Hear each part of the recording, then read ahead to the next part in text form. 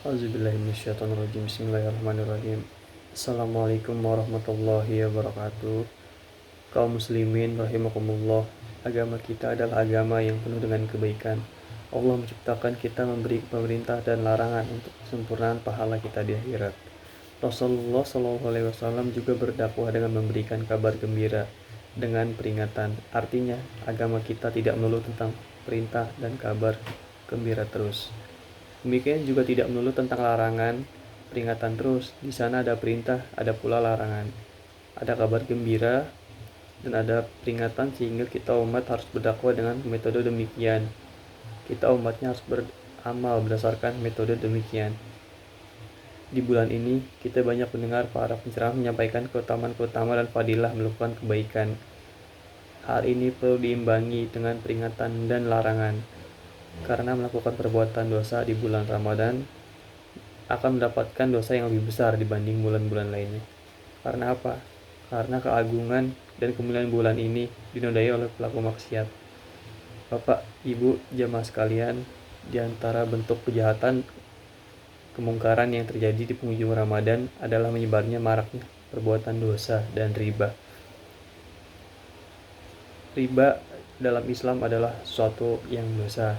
Kita melihat ada orang-orang yang melayani penukaran uang, atau lebih tepatnya menjual uang. Hal ini termasuk riba. Di mana ribanya? Saya akan jelaskan sedikit dengan kaidah memahami riba.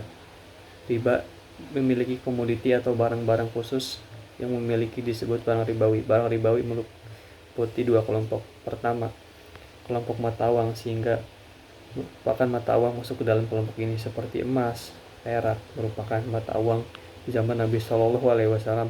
Kemudian rupiah, euro dan lain-lainnya. Kelompok kedua adalah bahan makanan pokok yang disimpan seperti kurma, gandum, beras dan lain-lain. Dua kelompok ini dalam bahasa fikih disebut dengan ilah. Ingat, yang dikategorikan barang ribawi adalah dua kelompok ini. Di luar kelompok ini bukan dikategorikan barang riba seperti mobil, rumah dan lain-lain, bukan termasuk barang ribawi. Barang riba ini disebut karena pertukarannya ada aturan khusus membedakan dengan barang-barang yang lainnya, sehingga perbuatan ini disebut perbuatan riba. Apabila kelompok atau ilah pertama ditukar dengan ilah kedua, kelompok bahan makanan ditukar dengan kelompok uang, maka boleh takarannya, berbeda takarannya, dan boleh hutang. Contoh, uang 10.000 ditukar dengan beras 1 kilo. Jadi terdapat perbedaan antara kuantitas dengan kuantitas beras, dan hal ini boleh dilakukan dengan hutang. Uang sekarang dan beras bisa menyusul esok hari. Cara kedua, barangnya satu kelompok, tiap jenis sama-sama dan kelompok mata uang, tapi jenisnya beda di antara rupiah dan rupiah.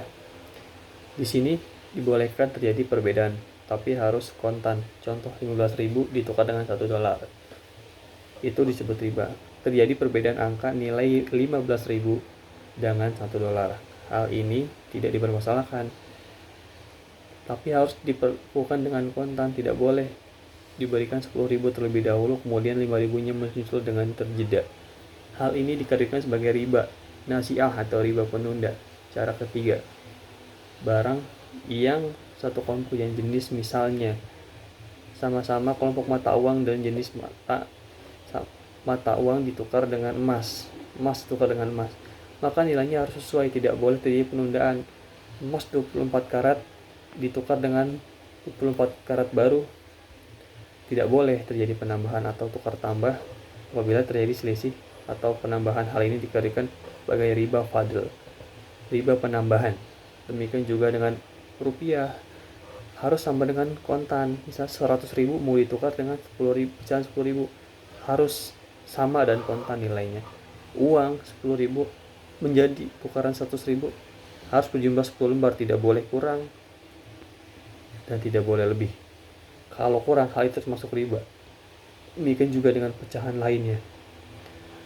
Nah, menjelaskan hari raya, banyak sekali jalan-jalan kita temukan jual beli uang untuk mendapatkan THR dengan alasan balas jasa mengantri di bank. Hal ini tidak dibenarkan karena uang termasuk benda ribawi yang memiliki aturan khusus dalam transaksinya, seperti yang telah saya jelaskan tadi.